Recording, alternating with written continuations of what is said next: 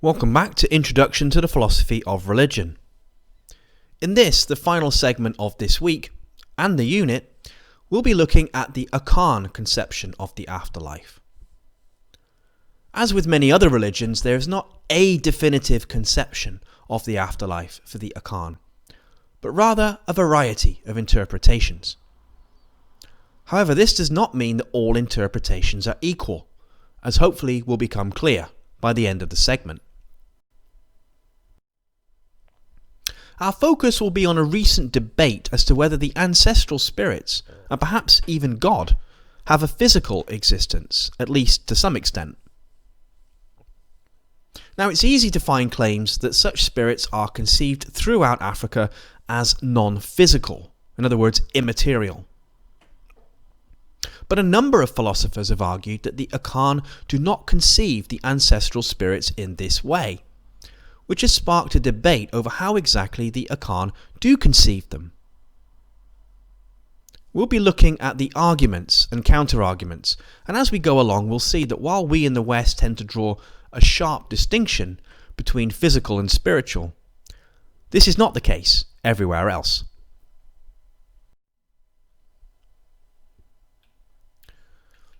The debate was kicked off in the early 1990s by Kwasi Wiredu, an Akan philosopher whose work we've touched upon before. He made a number of observations about the Akan conception of the afterlife, which led him to claim that the ancestral spirits must be physical, or rather, quasi-physical. Quasi is a Latin term that means almost, or partly, or apparently. In saying that the ancestral spirits are quasi-physical, Wiredu seems to mean that they are partly physical. What made him say this? Well, he offers a number of reasons. First of all, the Akan described the transition from life to death in terms of travel, the final stage of which involves crossing a river. Secondly, the ancestral spirits are said to be able to make themselves visible to certain people, such as specially trained medicine men. And thirdly, the living make offerings to the departed. They offer food and also libations, which is where one pours out a drink into the ground. Wiredu takes all of these to be evidence that the Akan conceive the ancestral spirits in physical terms, or at least in quasi-physical terms. So he says, the ancestors are quasi-material in the sense that they are spatial, but lack some of the properties of material objects. For example, they can manifest themselves visually and audibly at will. Perhaps the best way to think of being quasi-physical is to start with a normal physical object and consider its attributes. So it occupies space, it has mass, it has density, and so on. Wiredu claims that ancestral spirits do not have all of the attributes of physical things, but they do have some. For example, they occupy space. And this is why he calls them quasi-physical.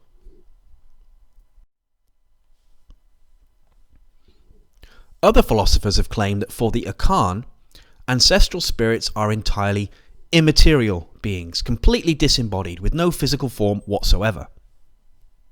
And this has led them to challenge all three of Wiredu's claims for thinking that these spirits are quasi-physical. To his point that the Akan described the transition from life to death in terms of travel, it's noted that the Akan religion, like many religions, does make use of spatial imagery in describing the afterlife, but this doesn't mean it should be taken literally.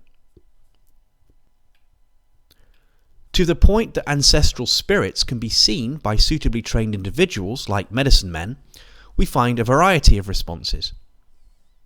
Some say that medicine men do not see the ancestral spirits in the normal sense of seeing, that is, with the eyes.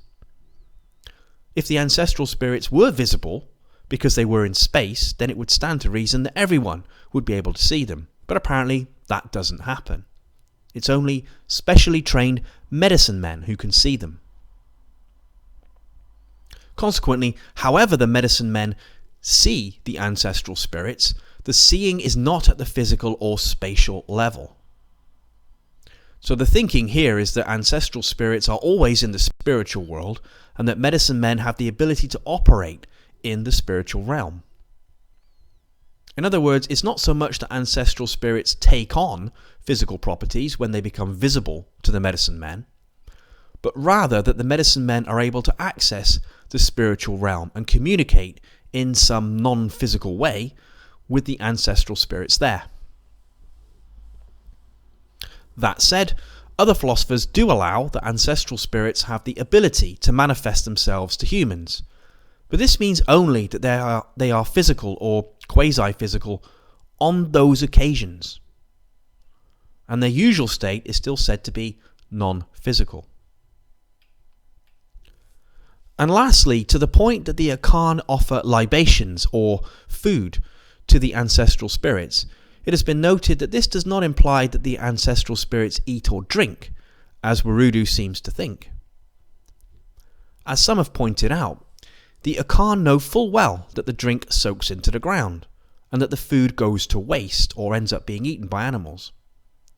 But this doesn't make the offering pointless, because it's intended as a token or gesture of respect for the ancestral spirits, and tells the spirits that humans wish to commune with them.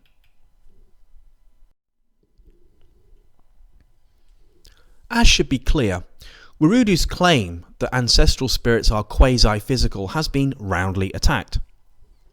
Critics say it fails to capture how the Akan really see these spirits. According to one critic called Ani, the problem is that Werudu, although from the Akan himself, has fallen in with Western secularism, and then used that as a lens through which he interpreted Akan beliefs. The secular West, as you may know, tends to think that whatever exists is physical, and whatever is conceived to be entirely non-physical simply doesn't exist at all. And this looks very much like the view Werudu holds. This leads Ani to believe that Werudu has presented his own personal secular ontology shaped by Western terms and ideas. He's presented that as the ontology of the Akan, and in the process he's given a rather misleading account of what the Akan themselves really believe. So what should we make of this? Well, on the surface the suggestion does look quite plausible. Werudu was, after all, educated at Oxford under a number of secular philosophers, and it's clear from many of his writings that he has adopted a broadly Western secular perspective. On the back of this, it might be tempting to simply dismiss Werudu's description of the Akan afterlife, or at least to be very suspicious of it, because it perhaps represents a westernized way of looking at Akan beliefs, rather than an accurate account of what the Akan themselves actually think. But before we reach a final verdict on Werudu's claim that ancestral spirits are quasi-physical, we ought to see if there's any other evidence that may help us make a more informed decision. And as it happens, there is other evidence. And interestingly, this evidence supports Werudu's claim.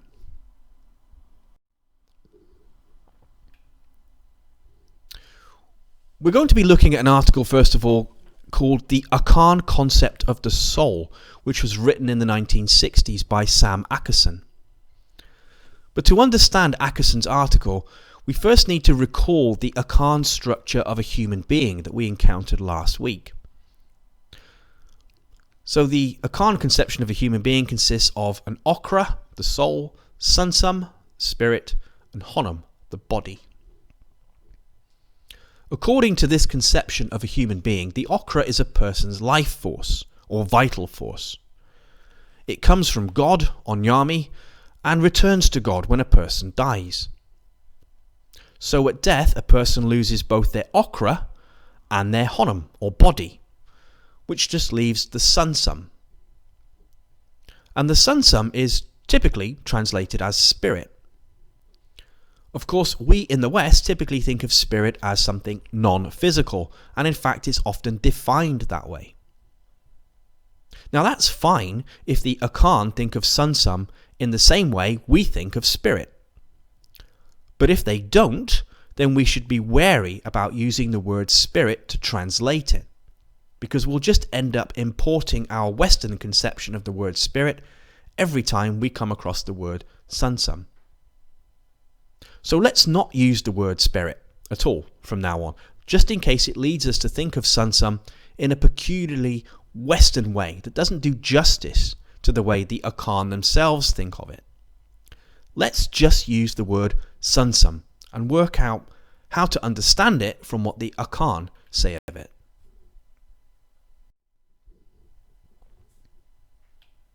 Now, according to Akan, the Akan believe that the sunsum is a replica of a person's physical form, or the duplicate of the body.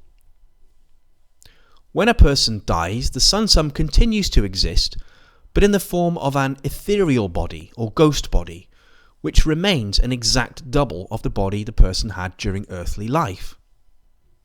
And at this point, a person's sunsum becomes what's called osaman, and Akan calls that a ghost soul. And in that state, the sunsum retains the knowledge and personality of the deceased person, but it's freed from some of the limitations of space and time. For example, it's said to be able to appear or disappear at will, or make itself heard whenever it wants. And Akan calls this osaman an apparition or spectre, and insists that it is still corporeal or physical, albeit ethereal. By calling it ethereal, Akan draws attention to the great subtlety of its form. To understand this, compare air or smoke to a lead block. All of these things are physical, but air or smoke is much thinner or more subtle than the lead block. And the state of sunsum after death is perhaps even thinner or more subtle than air or smoke. But according to Akan, it's still physical. And the very idea of it being a replica or a double of the physical body would seem to indicate that it too is physical. Now, as it happens, Werudu himself bases his claim for the quasi-physical nature of ancestral spirits partly on this shadowy replica of ourselves that the Akan believe exists after we die. He says that one of the constituents of a person is frequently spoken of as a replica of a person, conceived in the image of a person. And this can appear and disappear without being restricted by speed limits or physical laws. It cannot normally be seen or heard, but can make itself so when it wants to. Otherwise, only specially trained medicine men can perceive it. Now, put in the context of the osaman, the ethereal replica of the body, Werudu's claims about the quasi-physical form of the ancestral spirits now starts to make much more sense. But there's more to be said, as we'll see. But first, let's quickly recap. Werudu claims that there are two categories into which existing things may fall. There is the category of the physical, which contains all the things of our everyday world, and there's the category of the quasi-physical, which contains the ancestral spirits. As quasi-physical things, these spirits have some properties of physical objects, but not all. So they are in space, like other physical objects, but they're not subject to the same laws of nature as normal physical objects. Does this mean we now have an accurate picture of what ancestral spirits are like? Well, actually, no, not yet. Other writings on Akan metaphysics suggest an even more nuanced view, so we need to consider these. Unfortunately, these writings say slightly different things, so we need to be a bit careful in piecing everything together. We might not be able to produce the definitive Akan view, but we can at least get a more well-rounded perspective. And as an aside, it's just worth bearing in mind that there probably isn't a definitive Akan view, just as there isn't a definitive Christian or Islamic view In all of these religions, there are different views about a variety of different things. And while each individual thinker might suppose that their view is the definitive one, others would say the same about their own view. So we just need to bear this in mind and avoid the thought that there is a single Akan or Christian or Islamic perspective on the afterlife, or on just about anything else.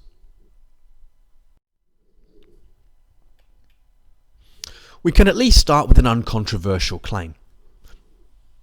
As various people have noted, the Akan think of all beings as arranged hierarchically. At the top is Onyami, then the lesser divinities, we haven't touched upon those in this unit. And then below those, there's the ancestral spirits, and then the human beings, then animals, then plants, and lastly, what we would think of as inanimate objects. Now, what determines where a being falls in this hierarchy of existence is the potency of its sunsum, the term often translated as spirit. For the Akan, all beings have sunsum, even those we think of as inanimate objects.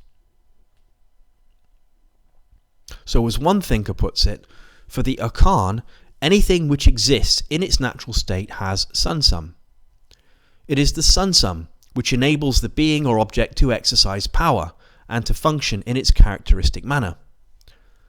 The sunsum is not conceived as an indwelling spirit foreign to the object in which it resides. Rather, the sunsum is the essence of the being or object, its intrinsic activating principle.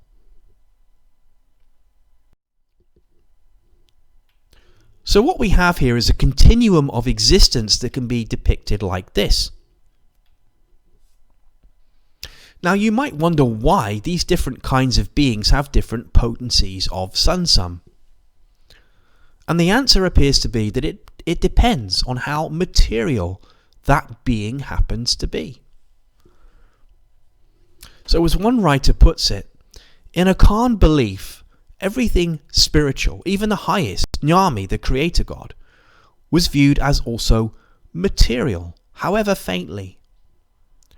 Nothing spiritual was ever purely immaterial. And the lower a being ranked in the hierarchy of the spiritual, the denser was the materiality that was imputed to it. It seems then that the potency of a thing's sunsum is largely determined by the density of its matter. The denser the matter, the less potent the sunsum. Those things with the most potent sunsum are those that possess a much more rarefied matter, which is thinner and more subtle than the matter we tend to encounter every day. But even this rarefied matter comes in degrees. The matter belonging to Onyami is more rarefied than that of the other divinities, and their matter is more rarefied than that of the ancestral spirits. So on this view, everything lies on a single continuum of existence. Every existing thing is material to some extent, and the less dense a thing's matter is, the more potent its sunsum will be, and the higher up in the hierarchy of existence it will appear.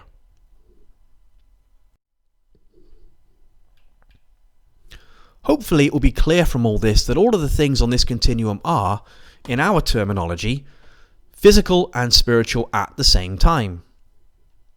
So in Western terms, all of the beings in this hierarchy of existence, up to and including the ancestral spirits and even Onyami, are considered as both physical and spiritual, such that nothing is entirely physical and nothing is entirely spiritual. So here, physicality and spirituality are not conceived as diametrically opposed as they tend to be in the Western view. Rather, they are conceived as existing side by side in everything. But some things are more spiritual than others, or more physical than others, depending on the density of their matter, and that determines the potency of their sunsum. So let's now return to the question we asked at the start, namely whether the ancestral spirits have a physical existence, at least to some extent. we can now see that according to the hierarchy of existence, everything has a physical existence to some extent, even Onyami. But we can also see that there are degrees of physicality or materiality. So while ancestral spirits may be material, they are less material than Onyami, and they're more material than plants and what we think of as inanimate objects. Earlier in this segment, we wondered whether Quasi-Warudu's claim that ancestral spirits are quasi-physical was tainted by a Western perspective. Now we might wonder if it is in fact the other way around. His critics claim the ancestral spirits are entirely non-physical. But the idea of there being something non-physical seems to be more in line with Western religious thinking than with Akan beliefs. So perhaps it's those who claim the ancestral spirits are entirely non-physical that have been tainted by a Western perspective. It has been argued that drawing a sharp distinction between physical and spiritual is distinctive to the West, and it's a relatively modern idea at that. Certainly, there are peoples who conceive the physical and spiritual differently, not as two entirely different modes of existence like we do, but as simply the opposite ends of the same scale of existence, in which nothing is purely physical and nothing is purely spiritual, but everything is a mixture of both in various degrees. And indeed, Warudu himself argues time and again that the sharp division between the physical and the spiritual that we make in the West just doesn't work in the African context, or at least in the context of the Akan. Consequently, it could be that in asking whether the Akan think of ancestral spirits as physical or spiritual, that when we ask that question, the problem is that we're trying to force them into our rigidly defined Western categories, which do not apply in Akan thought.